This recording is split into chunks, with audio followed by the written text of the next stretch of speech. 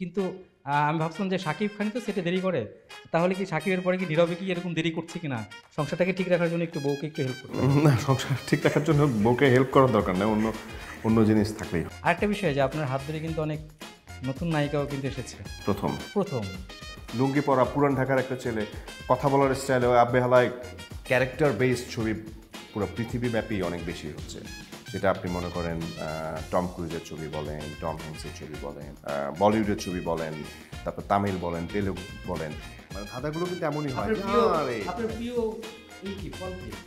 মানে প্রিয় ফল করলা, যা দিবেন তাই মানুষ বিশ্বাস করবে না, মানে খাবে না, আর যা বলবেন তাই বিশ্বাস করবে না।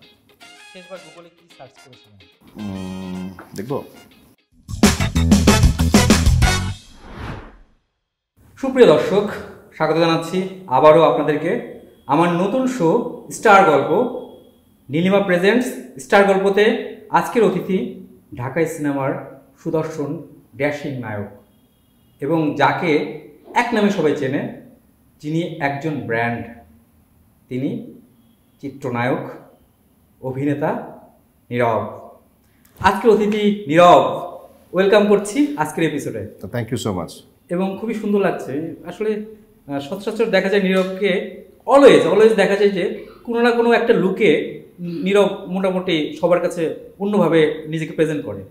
আজকে এই পোশাকটা কোনো শুটিংয়ের নাকি আসলে আমার এই এপিসোডের জন্য বা অন্য কোনো কারণে? না, বেসিক্যালি এটা আপনার এপিসোডের জন্য, যেহেতু প্রথম শো আমার কাছে মনে হয় যে যেহেতু এক্সক্লুসিভ এবং যেহেতু সব কিছু মিলে সেটের মধ্যে একটা ব্লুইশ একটা টোন আছে, সো আমি মনে হয় একটু পান্থ আফজালের ব্র্যান্ডের শোটাকে আরেকটু ব্র্যান্ডেড করার জন্যই আসা। এবং আমি একটা হলিউডি ফিল, এবং এই যে মদ থেকে শুরু করে যা যা আছে সবকিছু এটা দেশি, কিন্তু আমি হলিউড একটা ফিল হ্যাঁ, পাচ্ছি। এবং তার চেয়ে বড় কথা হচ্ছে আর্জেন্টিনা জার্সি পরা, সেখানেও ব্লু। বাহ, আমরা দুজনেই তো আর্জেন্টিনার সমর্থক, তাই না? হ্যাঁ, আমরা আর্জেন্টিনার সমর্থক। এবং আমরা আরেকটা মিল আছে, আমরা দুজনেই দেশি, আমরা একই এলাকার মানুষ, একই এলাকার। এবং মানে আমার যেটা হচ্ছে রাজবাড়ি তো নানা বাড়ি, দাদা বাড়ি, রাজবাড়ি। সো আমরা তো সবাই আসলে রাজবাড়ি যারা আছে মানে খুবই প্রাউডলি বলি, যেমন আমাদের জেলার নামটা বলতেও ভালো লাগে, রাজবাড়ির ছেলে, হ্যাঁ, রাজার ছেলে। হ্যাঁ, সো এটা আমরা আসলে ফিলও করি ভেতরে ভেতরে। এবং আর মূল কথা, আমরা বাংলাদেশি দুজনে, একদমই তাই, বাংলাদেশকে দুজনে ধারণ করি। একদমই তাই।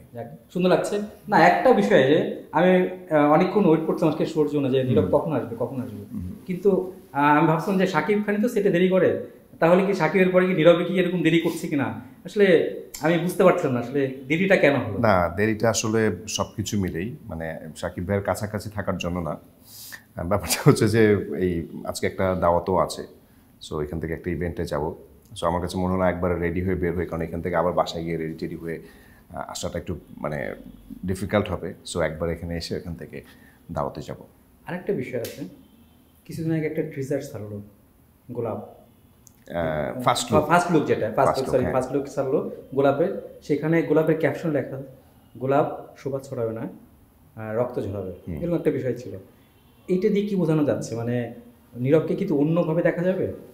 বেসিক্যালি এখন তো আমরা গোলাপ মানে যদি আমরা একটা ছবির নাম গোলাপ হয়, সেক্ষেত্রে মানুষের ধারণা করে নিবে এটা একটা, অনেকে জিজ্ঞেস করবে ভাই লাল গোলাপ নাকি সাদা গোলাপ না পিঙ্ক গোলাপ নাকি এরকম টাইপের। মানে গোলাপ মানে কিন্তু মানে শুনতেই কিন্তু একটা সফট গোলাপ, কিন্তু শুনতেই একটা সুদিং, শুনতেই একটা লাল, শুনতেই মনে করেন ভালোবাসা। সো এই জিনিসগুলোর সাথে আসলে গোলাপ না, কারণ গোলাপ একটা ক্যারেক্টারের নাম, এবং যেই ক্যারেক্টারটা একদম নর্মাল একটা একটা ছেলে, বেসিক্যালি ওর নাম হচ্ছে গোলাপ মিয়া, এবং সেটা নীরব। সো আমি করছি। সো ওই ক্যারেক্টারটাও মানে খুব ডিফারেন্ট, এটা একদমই সুবাস ছাড়ানোর কিছু নেই, মানে একদমই রক্ত ঝরানো একটা হাতে একটা পিস্তল, হ্যাঁ, একটা মানে পিস্তল আছে, এবং লুকটা অন্যভাবে দেখানো হয়েছে। বরাবর দেখা যায় নীরবে এক এক সময় এক এক লোক, অমানুষে এক লোক, হ্যাঁ, তারপরে রোজিনা আপার ছবি ওটা একটা লোক, আব্বাসে একটা লোক, কয়লা মনে এখন আসে না, কয়লাতে মনে হয় ডিফারেন্ট একটা লোক, এবং গোলাপে আর একটা লোক পাওয়া গেল। মানে নীরব এই লুকটা পরিবর্তন বা নিজ চরিত্র নিয়ে কতটা আসলে রিসার্চ করে? আমি সর্বপ্রথম যেটা চিন্তা করি সেটা হচ্ছে যখন ডিরেক্টর বা প্রডিউসার বা স্ক্রিপ্ট রাইটারের সাথে যখন বসে গল্প নিয়ে ডিসকাশনটা হয়, আমি আসলে তখন ওই গল্পে মানে ভিজুয়াল যে চিন্তাটা, ওই চিন্তার জায়গা থেকে আমি চিন্তা করি যে আসলে কী করলে এটাকে ডিফারেন্ট লুক দেয়া যাবে বা লুকটা চেঞ্জ করা, আমি এখন এটা করলাম কিছুদিন আগে গোলাপ করলাম, কিছুদিন আগে ক্যাসিনো করলাম, কিছুদিন আগে ফিরে দেখা করলাম, বা যেটাই করি এটা থেকে একটু ডিফারেন্ট কিছু যদি মানুষকে না দিতে পারি, তাহলে আসলে মানুষকে ওই সচরাচর একরকম জিনিস দিলে মানুষ পছন্দ করবে না বা ইয়ে করবে না।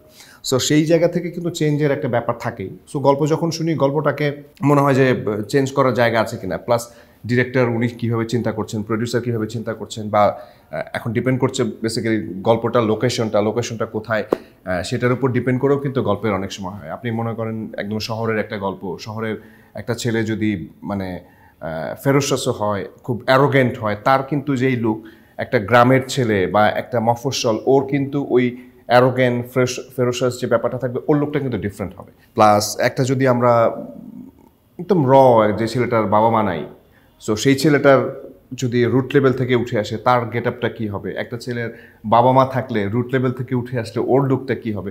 সো অনেক কিছু ব্যাপার আছে।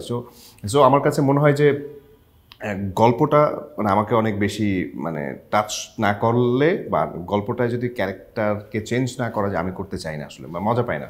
ওটা জোর করে করা হয়। এটা আমেরিকা থেকে আসার পরে ডিসেম্বরের 13 তারিখে এবং শুট রাত জেগে শুট করেছেন, প্রস্তুতিটা অন্যরকম। হ্যাঁ, এবং ওই দিন আমার অনেক জ্বর ছিল, এবং সেই জ্বরের মধ্যে থেকে, কারণ আমার আবার 15 তারিখে কাতারে ফ্লাইট ছিল, আমি কাতারে চলে গেছি। আমি জাস্ট নভেম্বর এবং ডিসেম্বর 2 মাস দেশের বাহিরে ছিলাম। সো মাঝখানে বেসিক্যালি এর আগে আমেরিকায় আমার 20 তারিখে ফ্লাইট ছিল নভেম্বরের। সো প্ল্যানিং ছিল 19 তারিখে শ্যুট করব, নভেম্বরের 19 তারিখে। বাট ওই দিন আবার আমার ডিরেক্টরের বাবা, উনি একটু অসুস্থ ছিলেন, মানে অসুস্থ মানে বেসিক্যালি তাকে ট্রিটমেন্টের এই চেক আপের জন্য গিয়েছিলেন। পরে আমরা বললাম যে ঠিক আছে, ইটস ওকে, আমরা 19 তারিখ না করে এরপর আমেরিকা থেকে এসে করব। সো আমেরিকা থেকে এসেই করা। আবার ওই দিন জ্বর ছিল, তা মানে ওই রাত জায়গাটা বিষয় না, বিষয়টা হচ্ছে যে আমরা এটার আউটপুট বের হওয়াটাতেও মানুষকে যখন ফার্স্ট লুকটা দেখবে, তখন আসলে কিভাবে দেখতে চায় বা ডিফারেন্ট কি হতে পারে, ফার্স্ট লুক দেওয়ার পরে মানুষ জুম করে দেখতে হবে, ওয়াও বলবে, মানে হ্যাঁ মানে কি এটা, মানে ওই জিনিসটাই আমাদের বেসিক্যালি চাওয়া পাওয়া ছিল। কি করতে যাচ্ছে এখানে, হ্যাঁ এই যে মানুষ এত পরিশ্রম করে, নায়িকারা সেটের এত মানুষ, এটা কি দর্শক বোঝে? দিন শেষে তো সুন্দরটা চায় এবং অনেক আলোচনা সমালোচনা করে। হ্যাঁ, মানে আমরা আলোচনা সমালোচনা করে, এবং আমরা বাঙালি বাংলাদেশি যারা আছি তারা আসলে সমালোচনা করতে বেশি পছন্দ করি। এবং আপনি দেখবেন যে আপনি একটা ভালো নিউজ যখন আপনি দিচ্ছেন, আমি একটা ভালো কাজ করছি, সেটা না করে যদি কোনো খারাপ কাজ করি, সেইটাকে নিয়ে বেশি মানুষ মানে বলবে। এবং আমাদের সোশ্যাল মিডিয়া থেকে শুরু করে পত্রপত্রিকা, অনলাইন, ইলেকট্রনিক্স মিডিয়া, তারাও আসলে ওইটাকে অনেক বেশি মানে ভালো কন্টেন্ট হিসেবে নেয়, যেটা মানুষ পছন্দ করবে। এখন এটা ওনাদের দোষ নাকি আসলে যারা দেখছে তাদের দোষ, নাকি মানে এটা আসলে মানে বোঝাটা। আমি নীরবকে জানি, নীরব এই জুলাই আন্দোলনের আগেও যেরকম অ্যাক্টিভ ছিল, এখনো অ্যাক্টিভ, এবং সে আমি জন্মের পর থেকে অনেক অ্যাক্টিভ। মানে আমি কথা বলছি, তার মানে আন্দোলনের আগে ইন্ডাস্ট্রির যে অবস্থা ছিল, মানুষের যে চিন্তা ভাবনা যে অবস্থা ছিল, এখনো কি তাহলে বদলায়নি নাকি? না, আমার কাছে মনে হয় যে এই জিনিসগুলো বদলায়নি, বরং এটা শুরু হয়েছে বেসিক্যালি কোভিড থেকে। আপনি একটা জিনিস দেখবেন যে 2020-এর মার্চের 17 তারিখ থেকে যখন মানে আমাদের দেশের ওই সব কিছু অফ করে দেওয়া হলো, বাসা থেকে বের হওয়ার যে রেস্ট্রিক্টেড করে দেওয়া হলো, এরপর থেকে মানুষ কিন্তু বাসায় থেকে মোবাইলটাকে অনেক বেশি হাতের মুঠোয় নিয়ে আসলে আমরা তখন কি করব না করব, সবাই mobile related online based planning করছিল। যেমন আমি নিজেও একটা অনলাইন বেসড একটা বিজনেসের প্ল্যানিং করেছিলাম, যেটা হচ্ছে আমি বিভিন্ন জায়গা থেকে সোর্সিং করে আমি প্রোডাক্ট কিনে এবং ওইটা প্যাকেজিং মানে করে আমি নিজে আবার মানে এটাকে সেল করতাম। সো এটা মানে নাম ছিল ফুডো। সো ওটাও দেখা যাচ্ছে যে তখন আসলে কি ওই সময়টা আমি এনজয় করেছি, যে হ্যাঁ মানে এনজয় করা। এবং আমার কাছে মনে হয় যে একটা ছোট্ট একটা জিনিসের জন্য বাংলাদেশের এমন কেউ নাই যে আমি তাকে ফোন দেই নাই, যে এটা আসলে সবচেয়ে ভালোটা কোথায় পাওয়া যাবে, বা সোর্সিংটা ওইভাবে করেছি। তো আমরা জানি যে এই যেহেতু একটা কোভিডের পরে একটা প্ল্যান নিয়েছিলেন, এখন আমার মনে হয় সামনে আরো কিছু প্ল্যান মনে থাকবে। না, আসলে আমি যেটা মানে বুঝি সেটা হচ্ছে যে ওই যে বললাম যে দেখা যায় ছোট একটা এই গ্লাসটার জন্য আমার মনে হয় যে মানে সর্বোচ্চ এমন কোনো জায়গা নেই যে আমি এটার জন্য মানে ফোন করব না। মানে এইটা আপনি আমাকে দিলেন, উনি আমাকে দিল, তারপরেও হয় যে এক্সপেকটেশন থাকে যদি পান্থর থেকে যদি ভালোটা পাই। সো এইটা হচ্ছে যে জিনিসটাকে এতভাবে ইনভলভ হই আমি সবসময়। সো ওইটা করতে গেলে অন্যটা করা কঠিন হয়ে যায়। যেমন সেটা আমি দেখছি গোলাপে, আমি গোলাপে না, আমি আমার ছবি অনেক কাজে দেখেছি। আমি আমার আপনার ইয়ের কথা বলি, গেম রিটার্নসের কথা বলি। গেম রিটার্নস যখন রিলিজ হয় তখন আমার ডিরেক্টর হচ্ছে নেপালে, আমার প্রডিউসার হচ্ছে অস্ট্রেলিয়াতে, এবং শুক্রবার দিন ছবি রিলিজ, বৃহস্পতিবার কাকরাইল অফিসে আমি বসা। আমাকে মানুষজন জিজ্ঞেস করছে, হিরো আপনি কি এই ছবির প্রডিউসার নাকি? কারণটা কি? এই যে ইনভলভমেন্ট। আমি দেখলাম যে কালকে সকালে আমার ছবি রিলিজ, আমার প্রডিউসার নেই, আমার ডিরেক্টর নেই, আর আমার ছবির হিরোইন তো এসে কাকরাইল পাড়ার বুকিং এজেন্ট এদের সাথে কথা বলবেন। এখন ব্যাপারটা হচ্ছে আমিও কথা বলছি না, আমাদের যে বুকিং ম্যানেজার আছে উনি সব করছে, বাট তারপরে হয় না একটা জিনিস নিজে থেকে দেখা, মানে একটা থ্রিলিং একটা ব্যাপার, এক্সাইটমেন্ট, এবং একটা জিনিস জানা আসলে ছবিটার কি হচ্ছে না হচ্ছে, কতগুলো হলে যাচ্ছে, কতগুলো পোস্টার নিয়ে যাচ্ছে, কতগুলো লিফলেট নিয়ে যাচ্ছে, কতগুলো সিঙ্গেল শিট, কতগুলো 4 শিট, এবং এইটার একটা এটা জানি, এটা আপনি ভালো জানেন কারণ আপনার 15 বছরের ক্যারিয়ার।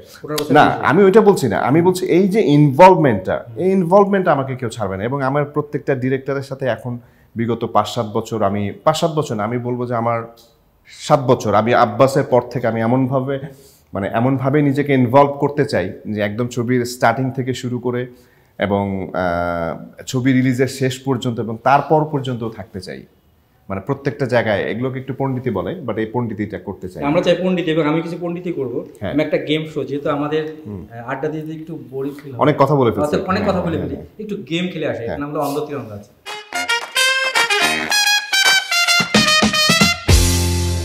চোখ বেঁধে দেবো হালকা করে, যেহেতু মেকআপ করা সুন্দর, একটা প্রোগ্রাম যেতে হবে, তারপরে দেবো ওইখান থেকে খুঁজে খুঁজে বের করতে হবে, বলতে হবে নামটা, একটু নিয়ে আসি, মানে চোখটা বাঁধা থাকবে, তারপরে হ্যাঁ চোখটা বাঁধা থাকবে, আমি চোখটা বেঁধে দিয়ে আসি গামছা দিয়ে।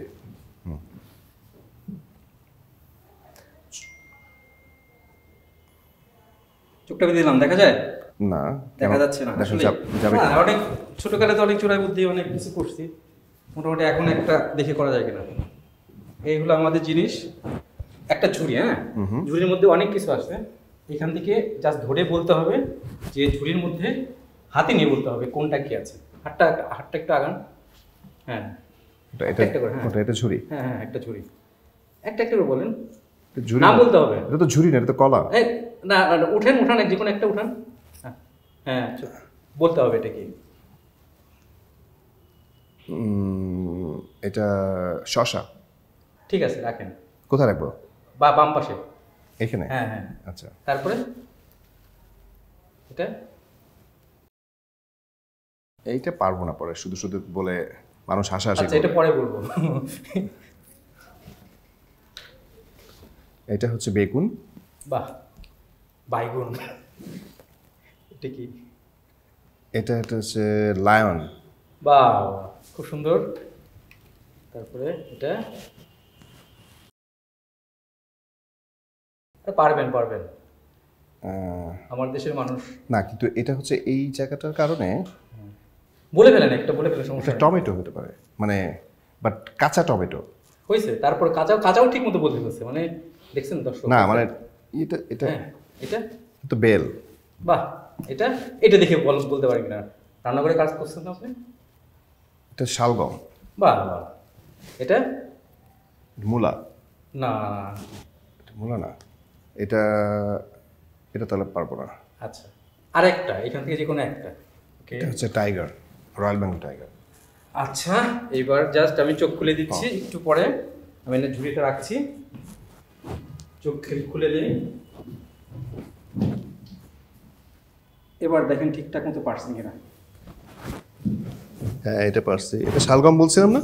হ্যাঁ হ্যাঁ হ্যাঁ, না এটা না, এটা টাইগার ঠিক বলছি, এটা লায়ন ঠিক বলছি, এটা বেল ঠিক বলছি, এটা টমেটো, এই তো কাঁচা টমেটো। হ্যাঁ, একবারে পুরো পারফেক্ট। এটা শসা, ঠিকই তো আছে, তো হয়েছে। এই মানে কনফিউশন ছিলাম, এটা নিয়ে আসলে। এটা কি?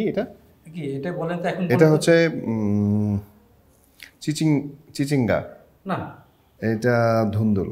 এটা আমার মনে হয় পারতেন, সবই পারতেন, এবং আমার মনে হয় যে এতগুলোর মধ্যে একটা মিসিং হয়েছে, একটা মিসিং হয়েছে শুধু। হ্যাঁ, 100 দেওয়া যায়, 100 দেওয়া যায়। কিন্তু এই সুন্দরভাবে সেজে আসার কারণে, আমার অনুষ্ঠানে আসার কারণে 100। নীলিমা প্রেজেন্টস স্টার গল্প, আজকের অতিথি নীরব। এবং আজকে দেখলাম একটা গেমে যে সে আসলে টোটালি সবই পেরেছে। আমার মনে হয় 100-এ 100 দেওয়া যায়। না, এবার আসি যে 22 বছর পর নোবেল এবং মৌ একটা বিজ্ঞাপন করেছিল, সেটা রিমেক করেছে এবং আপনি আর কেয়া পায়েল, ওটা একটু অভিজ্ঞতাটা একটু শেয়ার করুন। অভিজ্ঞতা মানে খুবই ছোট্ট অভিজ্ঞতা, মানে খুব শর্ট টাইমের অভিজ্ঞতা। আমাকে নিয়ে খুব চিন্তিত ছিল এই কারণে যে আমার লুক এবং আমার দাড়ি টাড়িগুলো মানে কেমন হবে, নীরবকে নিয়ে এই ছবিতে আমরা করতে চাই, মানে এই বিজ্ঞাপনটা করতে চাই। আমাকে প্রবীরদা যখন আমাকে ফোন করলো যে নীরব ভাই এই এই গল্প, তখন তো আমি শুনে খুব ইন্টারেস্টেড এবং আমার কাছে মনে হলো যে বেসিক্যালি এই কাজটা করবই, আমি করতেই চাই। মানে আপনি আমাকে বললেন, এখন মনে হচ্ছে আপনি আমাকে অফার না দেন, এখন উল্টা আমি আপনাকে অফার দিব যে ভাই আমি এই কাজটা করতে চাই। কারণ নোবেল ভাই মানে তো আসলে আমরা যখন মডেলিং শুরু করি, তো সেই সময় থেকে নোবেল ভাই কিন্তু শুধু আমার না, যারা মডেলিং স্টার্ট করেছে এবং যারা ইন্ডাস্ট্রিতে, তখন নোবেল ভাইরা যখন 90s বিজ্ঞাপন যখন আমরা দেখি, তখন থেকে তো আসলে মানে নোবেল ভাই আইডল। সো ওই জায়গা থেকে এত সুন্দর একটা বিজ্ঞাপন, এত নোবেল ভাই এবং মৌ আপুর বিজ্ঞাপন, এটা এত সুপার হিট একটা বিজ্ঞাপন, অবশ্যই করব। সো সেই জায়গা থেকে আমি প্রবীরদাকে বললাম যে দাদা এটা করব। এখন চুল টুল আপনার মেকআপ আর্টিস্ট বা যারা হেয়ার ড্রেসার আছে ওদেরকে দিয়ে আমার একটু চেঞ্জ করে করতে চাই, দাড়িটা একটু ছোটো ছোটো করে এ করব, বিয়ের সাজে পুরা।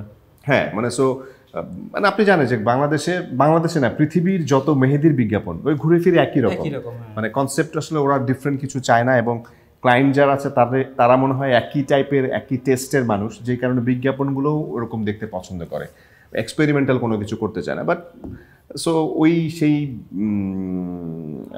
ঢেকে রাখো চাঁদ মুখ রূপসী, সো ওই সেম লিরিক সেম মানে জিঙ্গেল দিয়ে হচ্ছে। তো আমার কাছে মনে হয় দর্শক যারা দেখবে খুবই ভালো লাগবে। এবং অবশ্যই কেয়া পায়েল আমার সাথে প্রথম একটা কাজ করলাম, সো সব মিলে ভালো হবে। আচ্ছা, এই যে একটা বিষয় যে প্রথম অনেক কিছুর সাথে কিন্তু প্রথম জড়িত নীরব, অনেক কিছুর সাথে, এবং আপনার হাত ধরে কিন্তু প্রথম আজকে এলাম প্রথম আসলেন, হ্যাঁ অন্য একটা কোনো মানে ব্লু মিলে গেল, পুরো মিলে গেল, পুরো সবকিছু তো প্রথম। এবং আমরা বাংলাদেশকে কিন্তু অনেকদিন পর প্রথম ভাবে দেখছি, মানে জাস্ট আমাদের অভিজ্ঞতা কিন্তু নতুন ভাবে হচ্ছে সবকিছুতেই। আরেকটা বিষয় যে আপনার হাত ধরে কিন্তু অনেক নতুন নায়িকাও কিন্তু এসেছে প্রথম। একটু বলেন না আসলে, মানে আপনার এই বিষয়টা নিয়ে একটু জাস্ট আমি মন্তব্য জানতে চাই। সবকিছুতে প্রথম নীরব। আমার কাছে যেই পয়েন্টটা আগে মনে হয় সেটা হচ্ছে যে আমরা অনেক সময় দেখেছি স্টারিজমের কারণে যে কেউ তো আসলে গল্পে আমরা নিয়ে নেই, কিন্তু একটা জিনিস খেয়াল করে দেখবেন যে একটা গল্পে আপনার একটু এমন একটা মেয়ে, মানে হুট করে এখন এটা মনে হলো যে এমন একটা মেয়ে, যে মেয়েটাকে দেখলে মনে হবে যে ও আসলে ব্রন অ্যান্ড ব্রট আপ দেশের বাহিরে থেকে বাংলাদেশে এসেছে, একটা নায়কের সাথে পরিচয় বা একটা ছেলের সাথে পরিচয়। সো এখন ওই রকম একটা ক্যারেক্টারে হুট করে যদি আপনি মনে হয় যে না ঠিক আছে আমরা এই মেয়েটাকে নেই, এই মেয়েটাকে মানুষ চেনে জানে, প্লাস এই মেয়েটাকে ও মানে ওর অনেক ভালো লাগা, মানুষকে অনেক পছন্দ করে, বাট ও কিন্তু একদম বাঙালি লুক। এখন ব্যাপারটা হচ্ছে বাঙালি লুকও ভালো লাগবে, আবার যদি আমরা একটু ক্যারেক্টারের মতো করে যদি চাই, সেক্ষেত্রে দেখা যাবে যে অন্য নতুন একটা মেয়েকে ভালো লাগছে। সো সেই জায়গা থেকে আমি মনে হয় যে একদম ক্যারেক্টারের মতো করে যদি কাউকে নেই, সেক্ষেত্রে কেমন হয়, এটা একটা এক্সপেরিমেন্ট আমার জন্য। এবং আমি ডেফিনেটলি আমার ডিরেক্টর এবং যাদের সাথে কাজ করে, যে কথাটা আগে বললাম যে মানে তাদের সাথেই কাজ করতে আমি মানে অনেক বেশি ভালো লাগে, যারা একদম ডে ওয়ান থেকে শুরু করে যদি একটা 100 দিনের একটা জার্নি হয়, সো 100 দিন যেন আমরা দুজন একসাথে হাঁটতে পারি। আমার কাছে মনে হয় যে একটা নায়কের সাথে একটা নায়িকার সম্পর্কে না থেকে একটা ছবি করার সময় সম্পর্কের চেয়ে, সেটা অ্যাক্টিংয়ের জন্য যতটুকু সম্পর্ক থাকা উচিত, তার চেয়ে ভালো সম্পর্ক আসলে ডিরেক্টরের সাথে থাকলে কাজটা ভালো হয়। একদম একসাথে ডে ওয়ান থেকে 100, যদি 100 দিনের জার্নি হয়, 100 ডে পর্যন্ত ডিরেক্টরের সাথে থাকলে দেখা যায় একটা ভালো বোঝা পড়ায়, ভালো করা, কীভাবে চাইছে সে, আমি কীভাবে চাইছি, বা সেও আমাকে বুঝলো যে স্ক্রিপ্ট রাইটার যেভাবে করে ডায়লগ লিখে দিয়েছে আমাকে, দেখা যাচ্ছে নীরব এইভাবে করে কথাই বলে না, নীরবের কথার প্যাটার্নই অন্যরকম। তো এখন তাহলে নীরবকে নিয়ে এই গল্প কেন নিব আমি?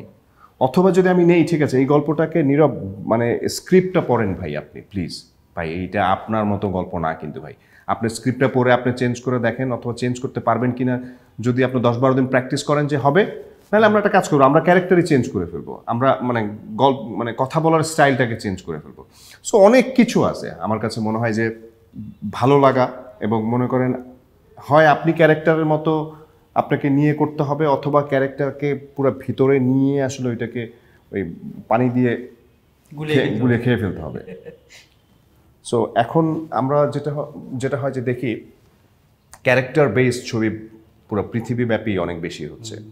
সেটা আপনি মনে করেন টম ক্রুজের ছবি বলেন, টম হ্যাঙ্কসের ছবি বলেন, আপনি জন উইক দেখেন, আপনি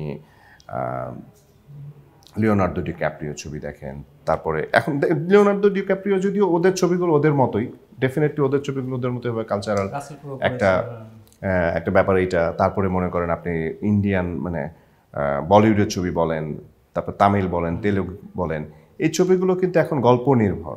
এখন একটা গল্পকে আমি যদি পুষ্পার কথা বলি, মানে একটা পুষ্পার গল্পটা আসলে তামিলের গল্পের বা তামিল কালচারের সাথে পুষ্পাটাকে যাচ্ছে, তো এই ছবিটা তো আসলে আরো 10-15 বছর আগে হওয়ার কথা ছিল। তাহলে আল্লু অর্জুন আগে সারা জীবন স্যুট বুট পরে ছবি করেছে, ওর কালচার তো এটা হচ্ছে মানে মানে ওর কালচারটাকে একটু চেঞ্জ করে ও আসলে একটু পশ ভাবে প্রেজেন্ট করেছে, পশ ভাবে।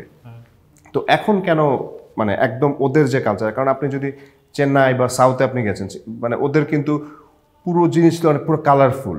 চেন্নাইতে ঢুকলে মনে হয় এই হলুদ বেবি ট্যাক্সি, তারপরে দোকান টোকান সবকিছু মনে হবে যে একদম খুব কিন্তু সিম্পল একদম র লাইফ লিড করে। কিন্তু ওদের ছবি দেখলে মনে হয় যে এটা তো আসলে এই দেশের ছবি হতে পারে না, এটা তো আসলে অন্য মানে আনবিলিভেবল মানে চেঞ্জ ওদের কালচার থেকে। সো এই যে এখন ওরা ওদের মতো করছে, আমরা ধানুষের ছবি দেখি, আমরা বিজয় থালাপতির ছবি দেখি, আমরা যদি এই যে জেলার দেখি, আমরা এই মানে আরও যত এই যে ছবিগুলো হচ্ছে এগুলোর যে চেঞ্জেসগুলো, ইভেন এখন দেখেন আমরা শাহরুখ খানকে যদি দেখি, শাহরুখ খান আগের ছবিগুলো কি করতো, সে ওই তার মতো করে ক্যারেক্টার চিন্তা করে, এখন ডিরেক্টর ওকে পরিবর্তন করে অন্যভাবে উপস্থাপন করছে। হ্যাঁ, মানে গল্পের মতো করে, এবং কোন জায়গাতে কোন লুকটা আমি চেঞ্জ করতে পারবো, লুকটা চেঞ্জ করার জায়গাটা আছে কিনা, এটা অনেক ইম্পর্ট্যান্ট। আবার সাথে সাথে আপনি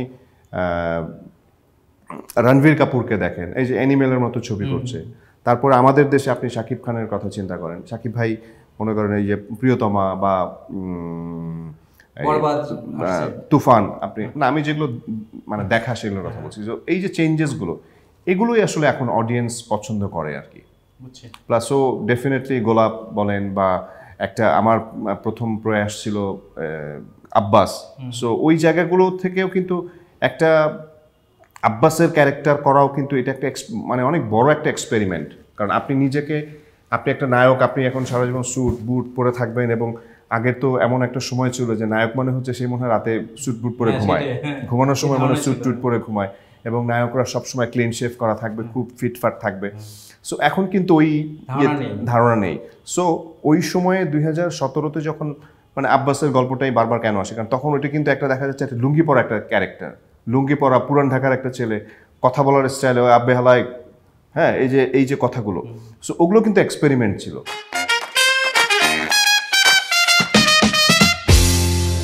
এই যে পুষ্পার কথা বলছিলেন, এবং আপনি একটা গোলাপের পোস্টার ছেড়েছেন, এবং এখানে অজস্র প্রশংসাসূচক অনেক কমেন্টস রয়েছে। সেখানে আপনাকে একজন বলেছে এনে জুয়েল ভুইয়া, সেরকম একটা লুক হয়েছে যেন এপার বাংলার পুষ্পা।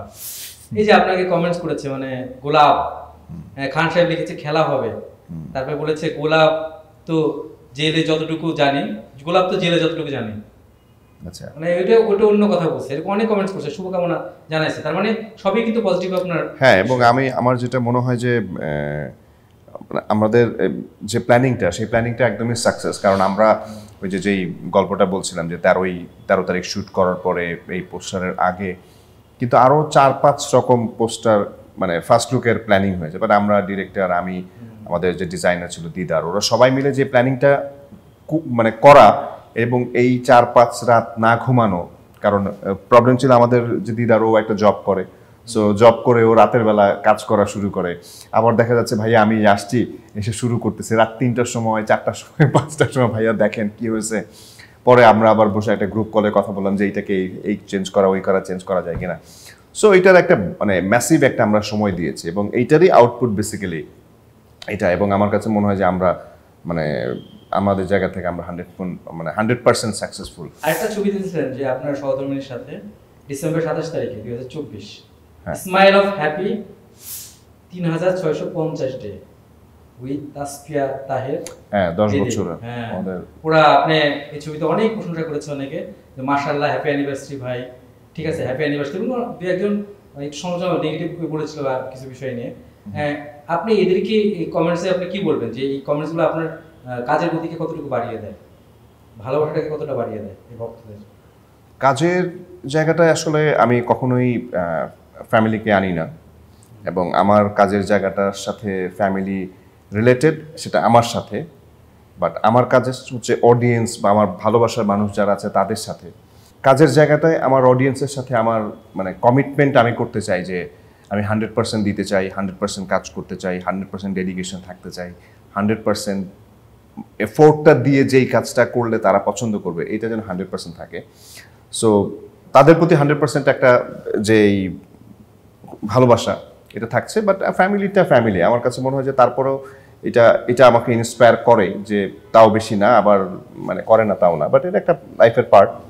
সো এটা আবার আমি আলাদা। আরেকটা একটু পড়ি আপনি জানুয়ারির 1 তারিখে একটা পোস্ট দিয়েছিলেন, আগে পড়তে বসলেই ঘুম আসতো, এখন গাড়ি চালাইতে গেলেই ঘুম আসে। বুঝলাম না কাহিনীটা। তো এখানে অনেকে কমেন্ট করেছে আগে ব্রো, যা আবার একজন লিখছে ওমর ফারুক মুরাল, যাদের ঘুম আসে না তাদেরকে ঘুমের ওষুধের পরিবর্তে ড্রাইভিং সিটে বসার পরামর্শ দেওয়া যেতে পারে কিনা। হ্যাঁ। তারপরে আরেকজন লিখছে গাড়ির পিছনে বসা যাবে কিনা। এইসব ভক্তদের নিয়ে আপনি কি বলবেন? মানে আপনি উত্তরটা দিয়ে দেন। না এটা একটা সার্কাস্টিক্যালি দেয়া। সো মানে ওই দিন ড্রাইভ করছিলাম, বাট দেখি যে গাড়ি ড্রাইভ করতে গেলে আসলে কিন্তু ঘুম আসে। এবং আর ছোটবেলায় হচ্ছে যে জোর করে যখন পড়তে বসাতো তখন দেখেন মানে ঘুম আসবে না, যখন ঠিক জোর করে পড়তে বসে তখন দেখেন যে ঘুমে পড়ে যাচ্ছি, মানে চোখের মানে পাপড়ি খুলে রাখতে পারতাম, এইভাবে ঠাস করে পড়ে যেত। সো তখন ওইটার কথা মনে পড়লো আর কি, ছোটবেলায় স্কুল জীবনের। আপনার নিজস্ব অনেক ভক্ত রয়েছে এবং আপনার এত ভক্ত যেগুলো আপনারকে অনেক ভালোবাসে, অনেক কমেন্টস করে, অনেক ভালো করে জানাতে চায়। যেমন আপনি ভিক্টোরিয়াতে একটা কমেন্টস করেছেন যেখানে কাতারে ছিলেন, একটা বাংলাদেশের জার্সি মানে বাংলাদেশের একটা টি শার্ট। আমি এটা মানে এখানে একটা কমেন্টস করেছে, আমি কমেন্টসটা পড়ে আসি। এখানে কমেন্টসে একজন লিখেছে খান মাজহারুল ইসলাম নীরব, ভাইয়া এই গেঞ্জি আমার একটা দেওয়া যাবে? আমি খুলনা থেকে বলছি, কুরিয়ার করে পাঠিয়ে দিয়ে সুন্দরবন কুরিয়ার সার্ভিসে, আমার মোবাইল নাম্বার এত। আমি কাতার থেকে। এটা নিয়ে আপনি ওকে কি অ্যানসার দেন? আপনি কি অ্যানসার দেন না কিন্তু। হ্যাঁ অ্যানসারটা কি হবে? অ্যানসারটা হচ্ছে না, আমি পাঠাবেন জানলে অবশ্যই পাঠাতাম, কারণ যেহেতু আজকে অলরেডি এখন আর বিজয় দিবস নেই, বিজয় দিবস আরো অনেক মানে 9-10 মাস এখনো আছে। সো ইনশাআল্লাহ তখন নেক্সট টাইম। না এখানে আরো আমি আরেকটা আমি কমেন্ট নিয়ে আসবো, কারণ আপনার এখানে অনেক সুন্দর সুন্দর পোস্ট এবং সেগুলো পড়তে ইচ্ছা করে। আপনার একটা চশমা পরা ছবি, এই ছবিটা পোস্ট করেছিলেন। এই ছবিটা অনেকেই কমেন্টস করেছে এবং তার মধ্যে একটা আমি পড়বো। এখানে লিখেছে জায়েদ খান ভাইয়া আপনার দৃষ্টি আকর্ষণ করছে। মানে এখানে একজন নাফিস হোসেন রোমান জায়েদ খানকে ট্যাগ করছে, ট্যাগ করে লিখছে যে ভাইয়া আপনার দৃষ্টি আকর্ষণ করছে। আমি জানি এটা তার মনের ভিতরে কি ছিল। এখন এই পরিপ্রেক্ষিতে জায়েদ খান আবার বলছে যে কেউ যদি আমার সাথে মানে কেউই চায় প্রচার চায় তাহলে আমার সাথে যোগাযোগ করুন। মানে এটা কে লিখছে? এটা জায়েদ খান আরেকটা পোস্ট করেছিলেন কমেন্টসে, এবং এই কমেন্টস চালাচালি কিন্তু অনেকবার হয়েছে আপনার। আচ্ছা আপনাদের মধ্যে অনেক কমেন্টস চালাচালি হয়েছে, আপনার মধ্যে জায়েদ খানের মধ্যে, এবং সেই কমেন্টসগুলো আমি একটু পড়তে চাই এবং আমার মনে হয় খুব মজার হবে কমেন্টসটা। আমি একটু পড়তে চাই, একটু পড়ে শোনাই। যেমন এখানে জায়েদ খান লিখছে নীরব হোসেন উইথ ফ্রেশ ফুড ভালো মনে করছি। হ্যাঁ এখানে আবার জায়েদ খান এনে কমেন্টস আবার আপনি লিখছেন জায়েদ খান আচ্ছা দেখেন যেটা ভালো মনে করেন। হ্যাঁ এরকম কোনটা দেখে আমি মজুর এই যে জায়েদ খান লিখছে দেখেন লাইক কমেন্টস এন্ড বেড়াতে হলে আমার সাথে ইনবক্স করুন, যোগাযোগ করুন। আচ্ছা তখন আপনি দেখেন যেটা ভালো মনে করেন। ওকে এই যে নিজেদের মধ্যে একটু খুনসুটি, যে ভালো লাগা ভালোবাসা, এই আর্টিস্টদের মধ্যে এটা এখন খুবই কম। সেটা নেই বল, ফেসবুকে তো নেই, কিন্তু এমনি সামনাসামনি তো থাকে না। একজনের প্রচার করি না, একজনের ভালো ছবি আসে দেখতে যায় না। না, এটা আসলে খুব দরকার। মানে আমাদের দেশের সবাই ব্যস্ত বেসিক্যালি। আপনি দেখবেন যে আর্টিস্টরা দেখা যাচ্ছে শুধু আমি যে শুধু সিনেমাটাই করছি তা না, এবং এই যে এই প্রোগ্রামটা করছি বা বিভিন্ন জায়গায় থাকছি, বিভিন্ন ইভেন্টে অ্যাটেন্ড করছি, বা তার চেয়ে বড় কথা যেমন আমি যেই গল্পটা বললাম যে আমি আমার ডিরেক্টরের সাথে 100 দিন, মানে 100 দিনের 100 দিন থেকেই আমরা একসাথে মিলেমিশে কাজটা করতে চাই। সো সেগুলোর অনেক ইনভলভমেন্টও থাকে। তো সব কিছু মিলে সবাই ব্যস্ত থাকে। অন্যরাও হয়তো আরও মানে 100 দিন না থাকলেও 20 দিন, 30 দিন, 50 দিন থাকে। সো সবারই কোনো না কোনো ব্যস্ততা থাকে। বাট আমাদের মধ্যে যে সম্পর্কটা বিল্ড আপ হওয়া উচিত, এটা আসলে আমার মনে হয় হলে আরও আমরা অনেক সামনের দিকে এগিয়ে যেতে পারবো। এবং আমাদের প্রচারণার জায়গাটায় খুব অ্যাক্টিভলি আমাদের কাজ করতে হবে। কারণ আমি দেখি যে আমি একটা ইন্টারভিউতে বলেছিলাম যে আমাদের ছবি কখন রিলিজ হচ্ছে বা হচ্ছে শুধু আমরা মিডিয়ার মানুষজনই বা ফিল্ম রিলেটেড মানুষজনই জানি। যেমন একজন সেদিন আমাকে গতকালকে বসে কথা বলছিল যে হ্যাঁ ওনার একটা ছবি উনি একটা প্রডিউস করেছিলেন, উনি হচ্ছে আপনার এক ডিরেক্টরের ছবি, ওইটা কবে রিলিজ? আমি বললাম কেন ভাই, এটা তো রিলিজ হয়ে গেল কয়েকদিন আগে। বললাম হো ভাই, তাহলে জানি না। এখন ওনাকে তো আমি এটা বলতে পারতেছি না যে মানে জিনিসটা এটা খুবই আমাদের জন্যই কিন্তু মানে আমার ছবি না, বাট এটা তো আমাদের ইন্ডাস্ট্রির জন্য দুঃখজনক। যদি একজন মানে মিডিয়া মানুষ বা মিডিয়া কর্মী হয়ে যদি সে আমাদের একটা ফিল্মের রিলিজ সে না দেখুক, সেটা নিয়ে কোনো বদারেশন নাই, বাট কবে রিলিজ হলো এটাই সে জানে না। এবং এমন না যে সে কিন্তু এটা মানে রাগ করে বা কোনো কারণে মানে টেকনিক্যালি তার সাথে কোনো দ্বিধাদ্বন্দ্বের কারণে সে নাম প্রকাশ করতে চাচ্ছে না বা সে যে জিনিসটা জানে সেটা বলছে না, তাও না। কিন্তু সে একদমই মানে ভদ্র মানুষ, মানে তার মধ্যে অত প্যাচকুচ নেই। সো সে জানে না। সো আমাদের আসলে ওই জায়গাটা দরকার। যদি একটা ছবির প্রচারের ক্ষেত্রে আমরা সবাই যদি এগিয়ে আসতাম, একটা ছবির ক্ষেত্রে যদি সবাই যার যার জায়গা থেকে প্রচার করতাম, দেখা যেত আরো অনেক দূর এগিয়ে যেত। অনেক দূর না, মানে অনেক মানুষকে জানানো যেত। এবং আমরা মনে আশাবাদী, আমরা আশাবাদী এটা সামনে হবে আশা করি। কি বলেন? অবশ্যই, কারণ আমি তো চিন্তা করি যে আমরা এই 5ই অগস্টের পরে দেশের যে পরিস্থিতি ছিল, সো সেখান থেকেও কিন্তু আমাদের মধ্যেও কিন্তু সেই কোভিড পরবর্তী সময়ে আমাদের হলগুলোর কি হবে, আমাদের মানুষ হলে যেতে পারবে না, সেইগুলো কিন্তু যেই চেঞ্জটা আস্তে আস্তে করে হচ্ছে। সো 5ই অগস্টের পরবর্তী কিন্তু আবার একটা টেনশন মানুষের মধ্যে ছিল। বাট আপনি খেয়াল করে দেখেন যে গত ডিসেম্বর মাসে বেশ কয়েকটা ভালো ছবি রিলিজ হয়েছে, জানুয়ারিতে বেশ কয়েকটা ভালো ছবি রিলিজ, ফেব্রুয়ারিতেও বেশ ভালো ভালো ছবি রিলিজ আছে। এই 3 মাস ধরে সেই মানে জয়াপুর একটা ছবি রিলিজ হয়েছে, মেহজাবিনের একটা ছবি রিলিজ হয়েছে, মৌসুমী হামিদের একটা ছবি রিলিজ হয়েছে, আমাদের সাইমনের একটা ছবি রিলিজ হয়েছে, তারপর অনন্য মামুনের একটা ছবি, অমিতাভ ভাইয়ের একটা ছবি রিলিজ হয়েছে, তারপরে আরো বেশ কয়েকটা অনেকগুলো আমি হয়তো নাম বলতে ভুলে যাচ্ছি। হ্যাঁ, মানে সো এটা আস্তে আস্তে আমার মনে হয় আবার পহেলা এই ভ্যালেন্টাইনেও 2-1টা ছবি নিয়ে অনেক হচ্ছে। সো তারপরে একটা রোজার মাস, মানে রোজার মাসটা তো ছবি রিলিজ হয় না। রোজার মাস রিলিজ হয় না মানে কি, রোজার আরো 15 দিন আগে থেকে ছবি রিলিজ অফ হয়ে যায়। কারণ হচ্ছে একটা ছবি রিলিজ করে বিজনেস করতেও কিন্তু মানে 3 উইকস 4 উইকস মানে হলে চলতে হয়। 14, 15, 16-র মধ্যে মানে ছবিটা রিলিজ করে কিন্তু আর রিলিজ দেওয়া যাবে না। তো তার মানে কি পরের ছবি রিলিজ হচ্ছে ঈদে। তো ঈদেও কিন্তু বেশ কিছু ভালো ভালো ছবি নিয়ে অনেক বেশি ফাইটিং চলছে। সো যত বেশি ফাইট হবে ছবি নিয়ে, যত বেশি গোলাপটা ঈদে আসবে না, গোলাপ আমাদের ঈদের পর থেকে শুটিং শুরু করবো আমরা। এপ্রিল থেকে শুটিং শুরু করবো।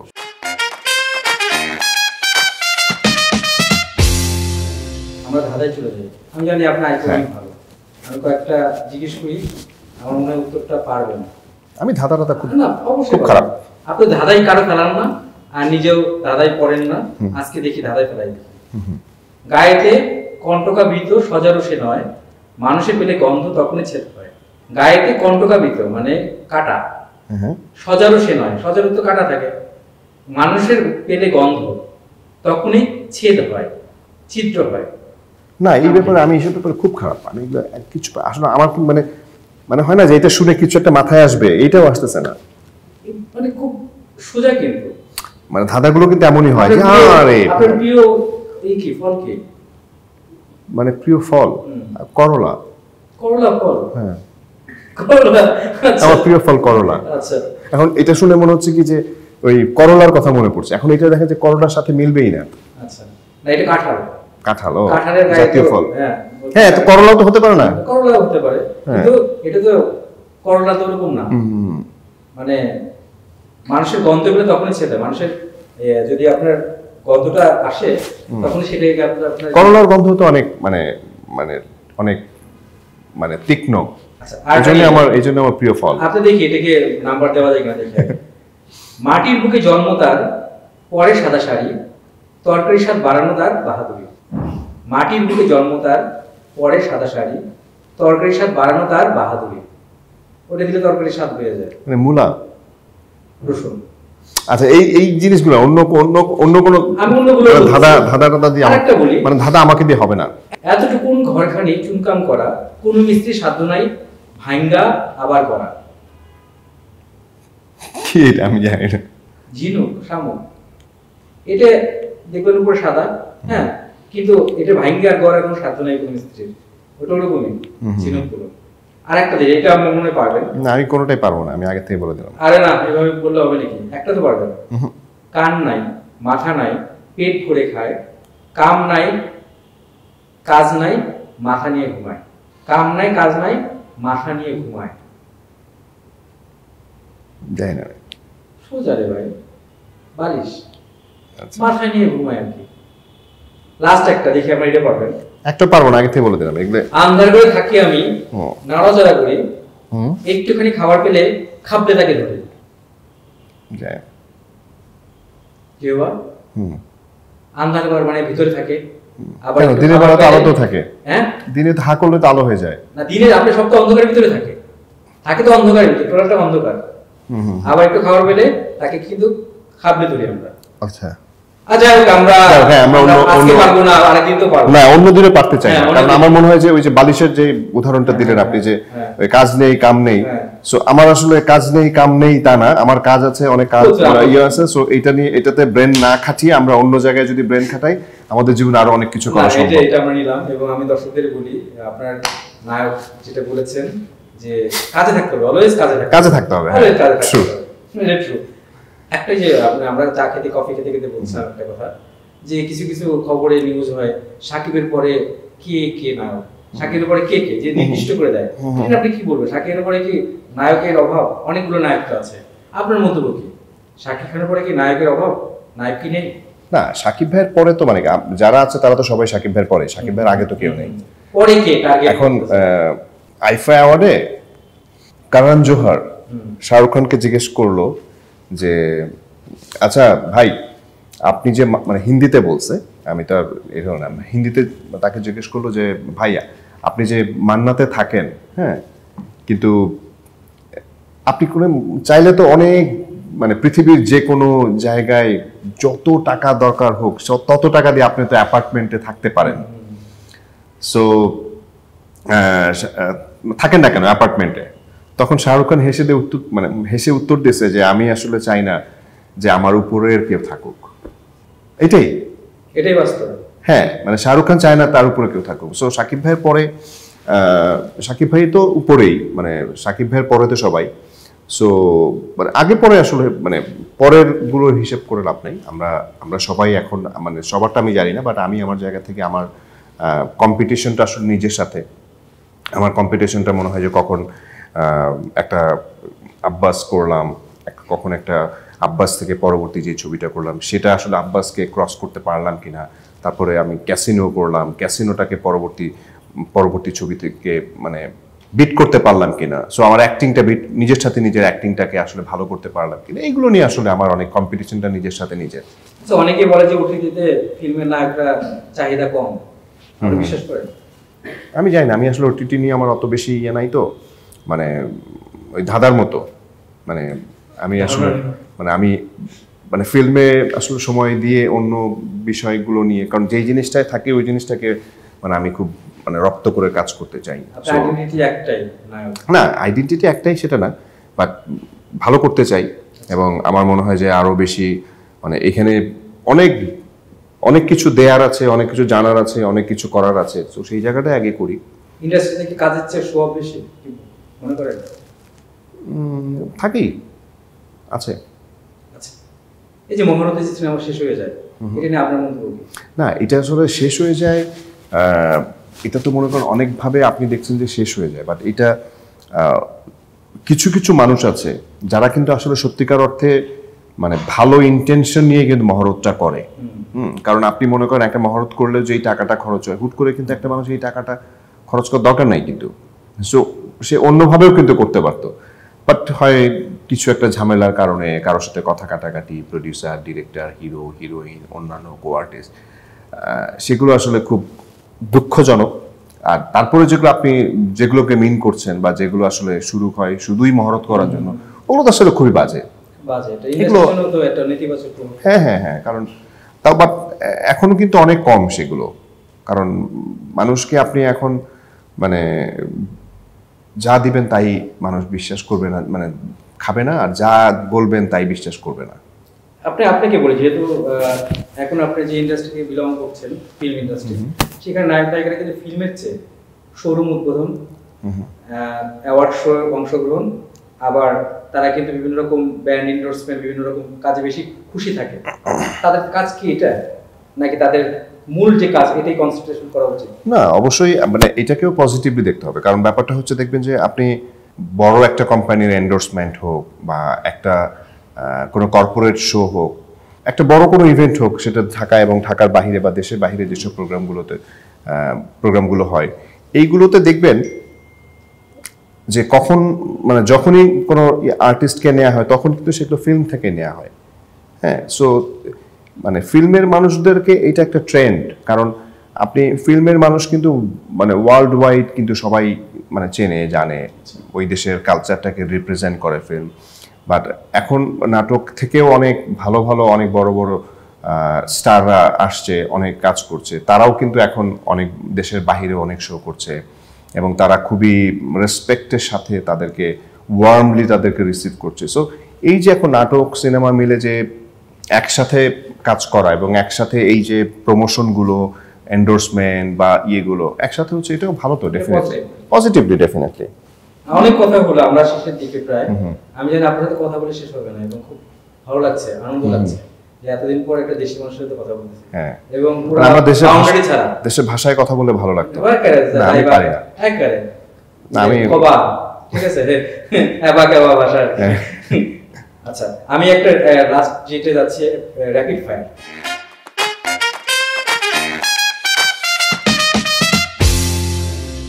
আমি একটা প্রশ্ন করব, হ্যাঁ বা না।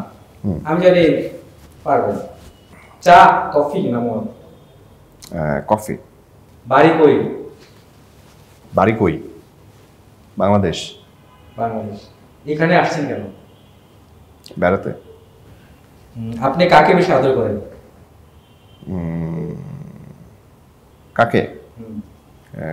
একজনকে না, মানে অনেকজন আছে না। অদৃশ্য হওয়ার সত্যি থাকলে কোথায় যাবেন? অদৃশ্য হতে হবে কেন? কোথায় যাওয়ার জন্য আমি এইটা রিলেট করতে পারছি না। আচ্ছা, আপনার চোখে সুপার হিরো কে? আমার বাবা। ভয় পান কিসে? ভয় অনেক কিছুতেই। আপনার মানি ব্যাগে সব থেকে ইন্টারেস্টিং জিনিসটা কি? আমি মানি ব্যাগ ইউজ করি না।